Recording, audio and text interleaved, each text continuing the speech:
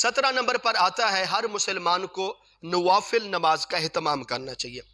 اکثر یعنی کہ جو ہم فرضوں کے بعد جو نفل آتے ہیں ہم ان نفلوں کو بھی بہت کم ٹائم دیتے ہیں۔ ہم دیکھتے ہیں نا اپنے نمازیوں کو، بس فرض پڑھ کے دوڑتے ہیں باہر، پتہ نہیں مسجد ان کو پڑھنے لگی ہے۔ بھئی نہیں، یہ وہ یعنی کہ نوافل ہیں، ان کا اہتمام کرو۔ یہ ہمارے لیے دنیا میں کمیٹی پائی جا رہی ہے۔ دیکھ لیں، ہم آپ کو آسان مثال دیں، آپ کیوں کمیٹی پاتے ہیں؟ اس لیے یا تھوڑے تھوڑے پیسے جمع کریں گے، بعد میں اکٹھے آ جائیں گے، کوئی نہ کوئی چیز بن جائے گی۔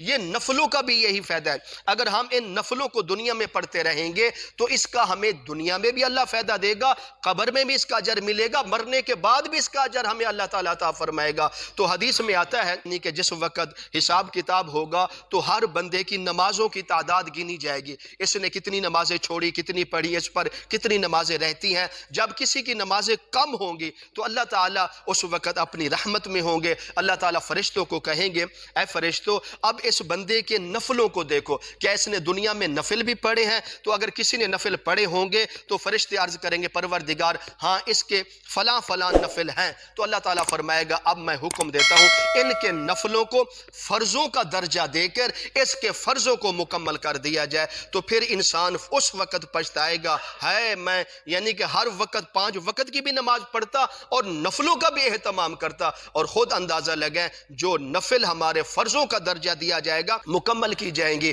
تو اس لیے ہر انسان کو چاہیے نوافل کا اہتمام کرنا چاہیے۔ فرض نماز کے بعد نفل آتے ہیں ان کو بھی پڑھیں، اس کے علاوہ تہجد کے نفل بھی پڑھیں، اشراق کے نوافل بھی پڑھیں، چاشت کے بھی نوافل پڑھیں اور اوابین کے بھی نوافل پڑھیں۔ اس کے علاوہ جتنے آپ نوافل پڑھ سکتے ہیں یہ آپ پر ہے، یہ آپ کی کمیٹی ہے، انشاءاللہ اس کا اللہ تعالیٰ اتنا اجر اور ثواب دے گا جس کا انسان تصور نہیں کر سکتا۔ تو 17 نمبر پر آتا ہے ہر مسلمان کو چاہیے نوافل کا بھی اہتمام کرنا چاہیے۔ تو رمضان کا مہینہ ہے، نفل پڑھ لیں گے تو آپ کو باقی دنوں میں جو ہم فرض پڑھتے ہیں فرضوں کا ثواب ملتا ہے، تو نفل پڑھنے کا اتنا آپ کو اجر اور ثواب دیا جائے گا۔ تو ہم فرض نمازوں کا بھی اہتمام کرنا ہے اور اس کے ساتھ ساتھ ہم نے نوافل کا بھی اہتمام کرنا ہے۔